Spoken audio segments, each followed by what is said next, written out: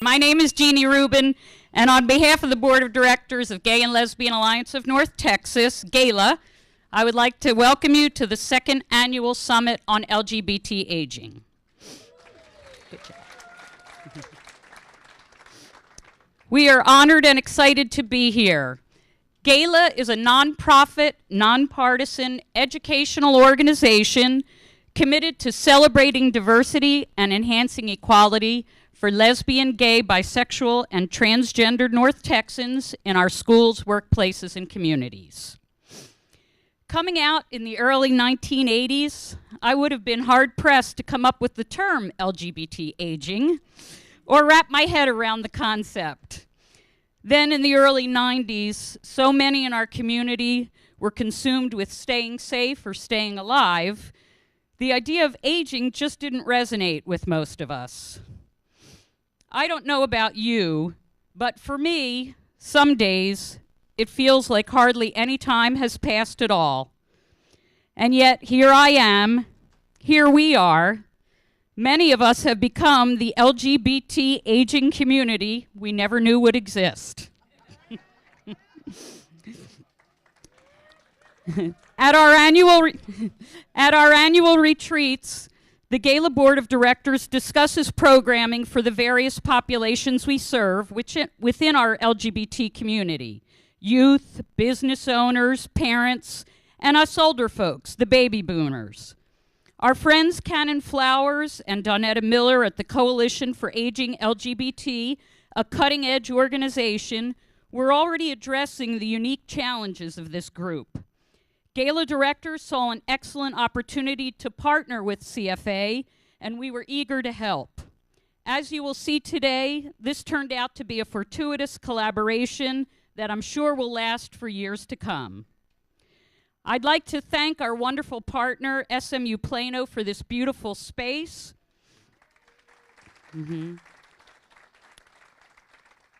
For providing counseling to LGBTQ youth, and for providing ongoing meeting space. SMU Plano is a good friend to our community. Plano, Texas is DFW's hardest working suburb, daily becoming more inclusive and welcoming of all their citizens. Plano is the perfect place to hold the second annual Summit on LGBT Aging. It is my great honor to introduce a man whose commitment to diversity is rare in Texas politics and rarer still in Collin County. Plano Mayor Harry LaRosiliere moved from New York to Plano in 1994. In May of 2013, he was elected mayor of Plano and is the first African American to hold this office. The mayor's primary focus is fostering an environment which brings economic prosperity to all. And as you may already know, in a few short years, Plano has emerged as a regional employment center with several major relocation successes, most notably Toyota. Mayor LaRosiliere is equally passionate about fostering a sense of community. He views a key role of being mayor is to inspire Plano citizens, especially youth, to believe that they live in the best city in our nation and encourage them to give back to their community. Harry was the only elected official to reach out and call me personally the day after the Orlando tragedy. Though I live in Frisco, I am proud to call this man mayor. Please join me in welcoming Plano Mayor Harry LaRosiliere.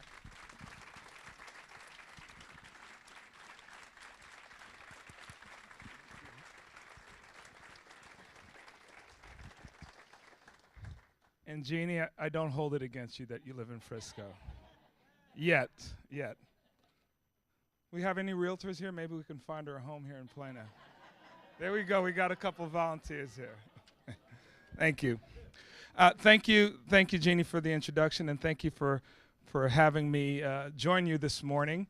And thank you for choosing Plano as your location for your second annual summit on LGBT aging for North Texas. You know, as it is in the life of a mayor, I've learned a number of things. I'll apologize, I can't stay very long. I've yet to master the art of being two places one time. So after here, I do have a function to go to where I get to extend, again, my passion, which is speaking to some young folks. And in light of some of the things that's happened recently, these are some kids that I really look forward to talking to and giving their message. So I'll say goodbye now. So after I speak, I will have to leave. On behalf of my city council members and all of our citizens, I welcome you. And I welcome you to Plano. I welcome you to what I call Plano 3.0. And if you're wondering what Plano 3.0 is, I'll explain. You see, in the 1980s, we were a bedroom community where most of our citizens held their jobs in Dallas and rested their heads in Plano in the evening. We had a population of about 80,000 back then, and that was Plano 1.0. Next couple of decades, we grew. Our population swelled to 250,000. We were voted one of the fastest growing cities in America. We were known as a big suburb of Dallas, and that was Plano 2.0. Today, we are Plano 3.0. We're a world-class, globally diverse and inclusive city that offers our citizens an abundance of educational and cultural opportunities.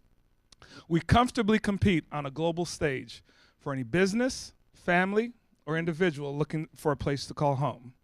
And I'd like to stress that declaring this the era of Plano 3.0 is not an acknowledgement that we're changing anything, but it's an acknowledgement of who we are. You see, we're a community that fundamentally believes that everyone matters. And my welcome to you is an extension of that very core principle. So for that reason, I do not come to you to welcome you as if you are a isolated group or a special group, but a group of people that we want to be part of our community just like everyone else. I understand there's about 200 LGBT members in the North Dallas area. There's maybe people from 20 different cities represented here. And we believe in Plano, everyone should be dealt on the most basic level, which is the human level, and afforded all the rights and dignities deserved to you at birth. So as you attend your summit today, you'll focus on issues affecting areas of housing, finances, social space, aging, and more. And as you ponder these issues, you can easily arrive to the realization that many people who aren't part of the LGBT community face those same issues. But you, for who you are, have an extra layer that you have to contend with. And the way we know from what's been happening recently is that the way we can solve these differences is starting by accepting the common ground that we have. The belief that we want safety for ourselves and our families. We want to provide our education. We want upward mobility. We want to be able to have the opportunity to do the things that brings us joy and pleasure within the confines of the law. And if we can start with that common ground, then the differences actually become an enhancement, not a deterrent.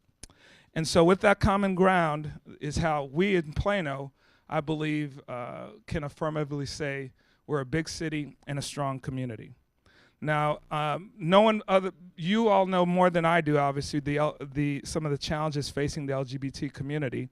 And we've had, when you think about what you face and then dealing with ageism, that becomes another layer on top of that.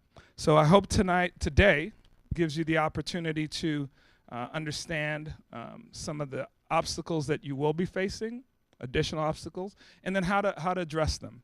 And then from a standpoint from us as a city, we will continue to foster a relationship, a desire to have communication and a dialogue so that we can understand how we can best deliver our services to you just like we do for everyone else. The City of Plano is proud to host this event today. It's an important conversation, and I want to thank Jeannie for years of friendship. I want to thank Dawnetta. Dawnetta is the only woman that's allowed to call me prior to 6 a.m. in the morning, and my wife doesn't get upset. And trust me, when she wants to, she does. But we were dealing with some issues about a year and a half ago, and we had a lot of talking to do. She was traveling on the road, and sometimes it was a 5:30 phone call, but we made it happen. I look forward to hearing about your summaries from today, some of your findings, some of the things that you've concluded, maybe some action points, and certainly the ways that we as a city can continue to collaborate and deepen our relationship and make you know that you are part of the fabric of what makes Plano a big city and a strong community. Thank you.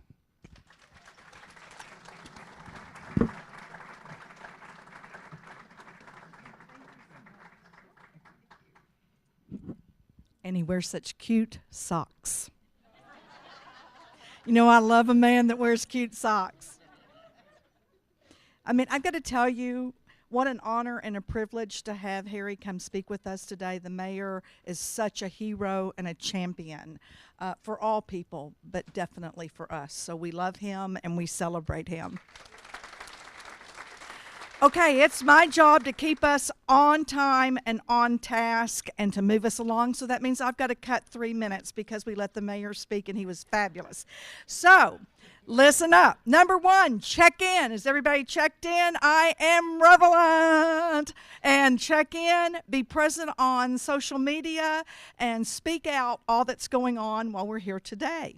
Also, be sure to pick up your copy of The Voice. There is a great article in there, and be sure to read it and share it. The Voice is our voice and the source to keep us current and informed. So, I want you to know that everybody looks so young. I mean, where are all the old people? I don't know. But it did happen, didn't it? I mean, you turn around. Some of you may have looked in the mirror this morning and seen your mother or your father. It happened to me. There she is, Johnny Wilkinson. So hopefully I'm a little less of a disciplinarian. But today you are going to use this lovely, let me do this, this lovely folder. Isn't this great? Can you believe how professional and fabulous this is? Great information. But I want you to turn to this section. It's the one after about all of the speaking in the breakout sessions. So here you go. Pay attention. Everything you know, you learned in kindergarten, but will be reminded right now. You will get to do 3 of 4, and they are repeated. So you get to pick 3 breakout sessions. They are fabulous. The speakers are fabulous. You're going to love all of them. But pick 3, not 4. Get in there on time. Do not lollygag. Go, get in your seat.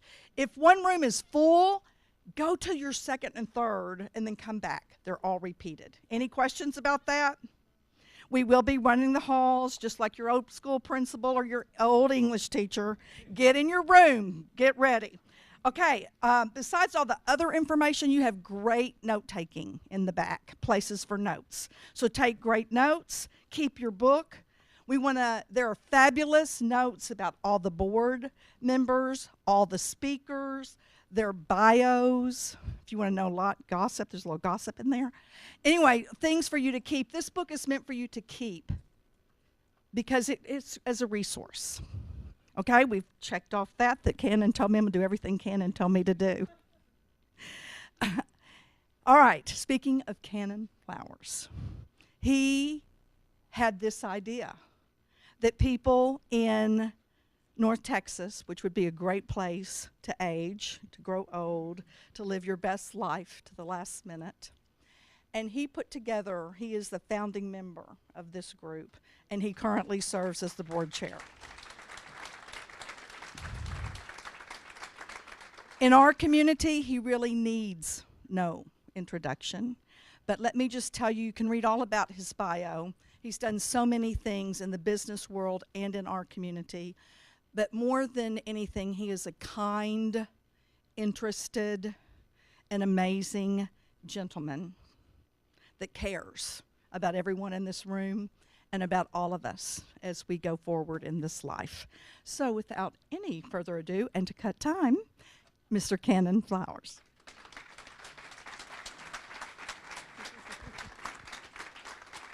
Wow. I am so excited to be with you, and I hope I can live up to what Kay has described. I've got just a few minutes, but I want to sort of set the tone of what's happening. Today, I challenge you to spend the day examining various aspects of aging, to look deeper into understanding how individual views on aging has a direct correlation to the quality of life as our opinions on aging demonstrate themselves through the development of policy and social infrastructure. There's rampant ageism, as the mayor mentioned, rampant ageism in the United States today. Second part of your challenge for today is to ask you to carefully consider your own personal views toward aging and the LGBT community. Sadly, the discrimination toward the aging LGBT community is profound and seldom talked about openly. Today, we will change that. We will talk about various aspects of aging in the LGBT community. The levels of discrimination are compounded on so many layers and coming from so many sources. Of course, we experience discrimination of those outside the LGBT community who are aging, but many times you'll see the discrimination within our own community. For us to make real progress, it's critical that we address that about ourselves. In our community, mainstream is age 21 to 45. If you're 21 to 45 in good shape, with a reasonable income, drive a car valued at around $40,000, and have your teeth bleached regularly, you're going to be just fine. The margins or the edges for our community are 21 and below, and often 45 and above. Our LGBT youth are neglected and experience higher levels of homelessness. Our 45 and older LGBT comrades are often judged tougher internally from our own culture. For gay men, many times see what's thought of to be the Dorian Gray-like syndrome, striving for perpetual youth at all cost. The process of aging for an LGBT individual is unique. As we age, many times we reflect and find that the significant part of our past in the LGBT community landscape was going to bars or to parties, because historically that was the few places that we were safe. Outside the bars, we devoted most of our life to fight for equality and, importantly, funding for HIV research to save the lives of our LGBT family members. Most people in the United States never experienced in their lives the level of political engagement and focus on changing the world that the LGBT community has faced in the past 40 years. That fight can be intoxicating and fulfilling on a personal level. When the Supreme Court ruling came down that allowed my husband Rafiq and I to marry, my older sister called me and said, "When I heard the news of the Supreme Court ruling, I was so relieved for you. You have been an activist most of your adult life, and now you can rest."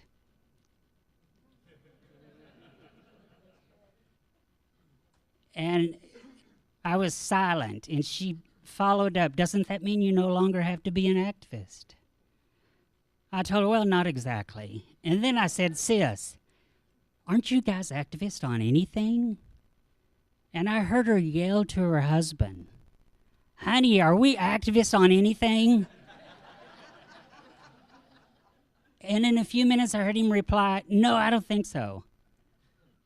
So now our landscape in the LGBT community has changed again. With advances in medical research and historic advances in creating a society of equality, the landscape is totally different.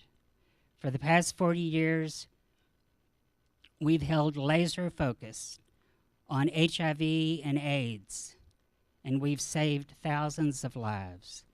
We've secured funding to do that. We've changed laws to address equality. But shamefully, our lesbian, gay, and bisexual aging, and even understanding the transgender community in the context of aging, have long been on the outer limits of our focus. in making the world a better place. Again, the levels of discrimination toward these groups is so profound, it puts lives at risk. When it comes to long-term medical care, as we age and find that in the dark, unmonitored parts of senior care world, egregious discrimination is alive and well. And with the religious freedom laws being considered in Texas and elsewhere, the possibilities of harm to this group is endless. We must be their advocates. These exalted members of the LGBT community have a wide range of needs in housing equality, unique legal and finance matters, ending social isolation, the unique family structure that brings even more social isolation, and raising the level of respect and finding creative ways to bridge our young and our older that would make any culture or village stronger and more resilient. Welcome to the second annual Summit on LGBT Aging. Prior to last year's summit, we wondered if there was even a significant number in our community that were interested in this topic. Our first summit was a test. Hold a summit and see who steps forward. Within 3 days of announcing the summit last year, we were booked to capacity. And a month after that June summit, we formed the organization, the Coalition for Aging LGBT. The purpose of these summits is twofold. One, to bring the conversation of LGBT aging front and center for you to think about and to focus on. The second, we listen carefully. In the breakout sessions that you'll go through after this plenary session, we listen carefully to the feedback that we get in those breakout sessions.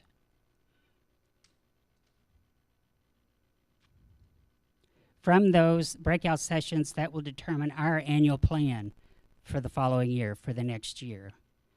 Last year, the surveys that came from our first summit, there was 2 things that rose to the top. And that was, if I were to get sick or if I need help, who do I call?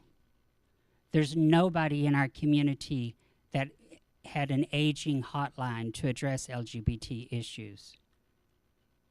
Second question, if I had to go to a senior living facility, where is it safe to go? In the past 12 months, the Coalition for Aging LGBT has worked with the Community Council of Greater Dallas, who manages our 211 phone referral services for a large area of North Texas, teaching LGBT cultural sensitivity and updating the referral process for all members of the LGBT community, and especially aging members. Second, by the end of calendar year 2016, we should implement our first Senior Living Equality Index of selected facilities in North Texas.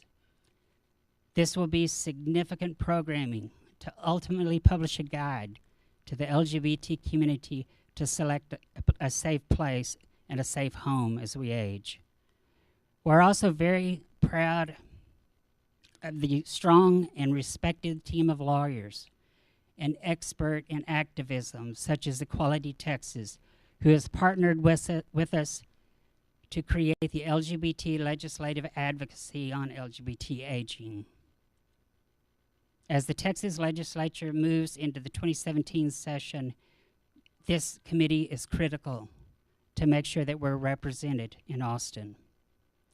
At the national level, we rely on SAGE, which is the National Organization on LGBT Aging.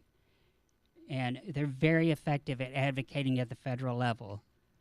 Through our local work, Austin must be addressed. I'm truly honored to work with such a high-performing board of directors. It's one of the most productive boards I have ever served on. These board members seem to thrive on each other's organization's successes, and it pushes each member of that board to work harder and harder. And I'm thrilled today that each of these breakout sessions will be moderated by a board member, so you'll get to know them as well. Much hard work has gone into the material preparations of several organizations and many individuals who you will meet today and listen to as panelists and moderators and scribes for these sessions.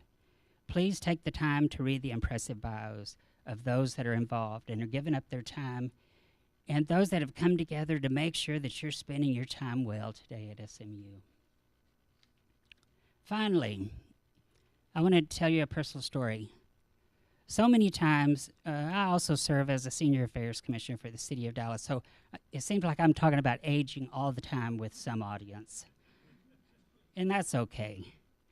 But there's a common thread that seems to run through most communities that I meet with in organizations. So many times with meeting with them, I'll hear older members of the community tell me they often feel invisible, as though they're not even in the room. Recently, a friend of mine who I've known for 25 years, and he's now approaching 60 years old. His name is Ed. Ed has recently re-entered the dating world and recently posted something on his Facebook page after a date with a guy that he was really enjoying spending time with. That made me realize that my friend Ed was too experiencing this "am I relevant" feeling. His posting went like this: "Are you interesting?" That's what my date asked about 10 minutes into our dinner conversation. He's a storm chaser, a hiker, and an amateur astronomer.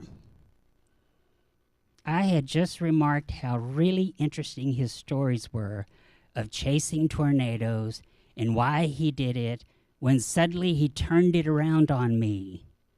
"Are you interesting?" I looked down at the bread sitting between us, and then at the salt and pepper shaker, and then back to the bread, and then up at him. I wanted to say absolutely, but I realized I wasn't sure.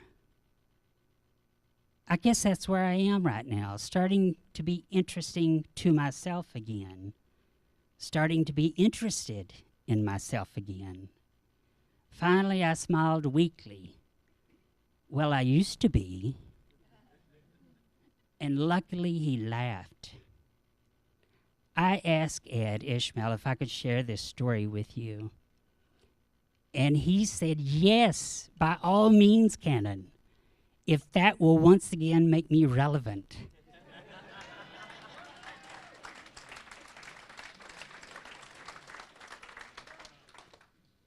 And finally, in a world where there are increasing numbers of people who feel that age and time may have left them disconnected and not relevant to the world around them any longer, we felt the time is now more than ever for us to embrace, hold, and let the aging LGBT community know, I am relevant. Thank you.